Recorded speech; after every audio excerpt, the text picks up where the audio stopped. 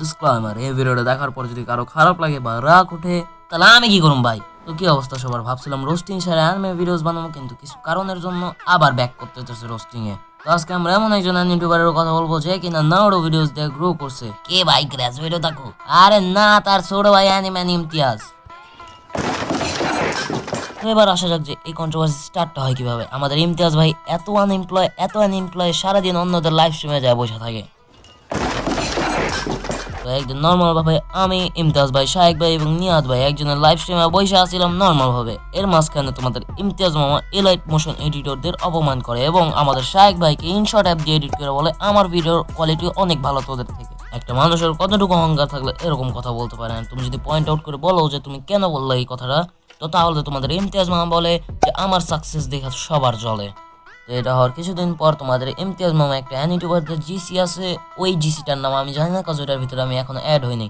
তোমাদের ইমতিয়াজ মামা link share করতেছিল, তো শাহেক ভাই নর্মালি বলছে যে কেন তুমি লিঙ্ক শেয়ার করতেছো, এন্ড তোমাদের ইমতিয়াজ মামার রিপ্লাইটা কিছু এরকমটা ছিল।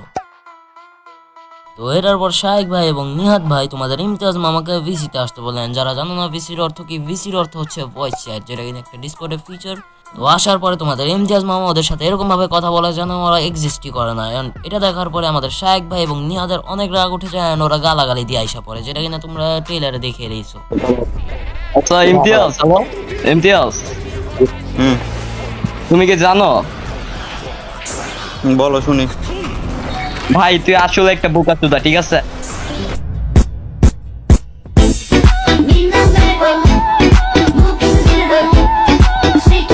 তো এদিক থেকে মূল কন্ট্রোভার্সি শুরু হয়। আর তোমরা যদি মনে করে থাকো যে শাহেক এবং নিহাদের জলে তাই ইমতিয়াজকে গালি দিছে, কিন্তু না, ইমতিয়াজের কাজের জন্যই তারে গালি দিছে এবং আমি পুরাটা বললাম না, বাকিটা তোমাকে শাহেক ভাই বলবে তার ভিডিওতে। তোমরা অনেকজন মনে করো যে তোমাদের ইমতিয়াজ মামাকে যে খারাপ বলে তার কমেন্টে গালাগালি যায় তার ফ্যান্সরা দেখেন।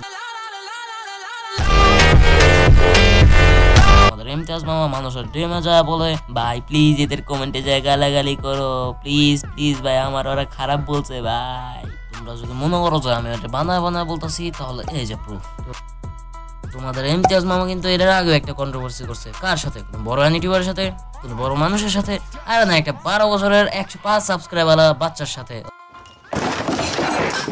লাইক ইমাজিন, যে কিনা ঢোল পিটাই ম্যাচুরিটির, সে কিনা একটা ইমেচিওর 12 বছরের বাচ্চার সাথে কন্ট্রোভার্সি করতেছে। Like imagine. আমাদের ইমতিয়াজ মামার চ্যানেলে কিন্তু অনলাইনে মেনিও ভিডিও আছে যেটা কিনা সত্যি, বাট যখন মানুষ পয়েন্ট আউট করে বলে যে তুমি তো নারুটোতেই ফেমাস হয়েছো, তোমাদের ইমতিয়াজ মামা রেগে যায় এন্ড কমিউনিটি পোস্টে বলে কিছুটা এরকম। তো আজকের থেকে আমি নারুটো ভিডিওস বানানো কমিয়ে দিব, কারণ অন্য অ্যানিমে সাপোর্ট পায় না, তাই আমি অন্য অ্যানিমে নিয়ে ভিডিও বানাবো। তার কিছুদিন পরেই আমাদের ইমতিয়াজ মামা কিছুটা এরকম পোস্ট করে, আমার ভিউজ লাগবে, আমার সাবস্ক্রাইবার্স লাগবে, তাই আমি নারুটো ভিডিওস আবার বানাবো। লাইক বললাই কেন তাহলে? তো আমি কন্ট্রোভার্সির ভিতরে আসতে চাইনি, বাট আমার একটা ব্যাড হ্যাবিট হচ্ছে যে যদি কেউ রং হয় তাকে আমি ছাড় দিই না। এন্ড সেম জিনিসটা হয়েছে তোমাদের ইমতিয়াজ মামার সাথে। এন্ড তোমরা যদি মনে করে থাকো যে এটা একটা রোস্ট ভিডিও ছিল তাহলে তুমি রং। এটা একটা জাস্ট কন্ট্রোভার্সি কিভাবে স্টার্ট হয় ওটার একটা ডিটেইল ছিল, কনটেক্সট ছিল, এন্ড রোস্ট ভিডিও এই ভিডিওর পরে আসবে। So stay tune.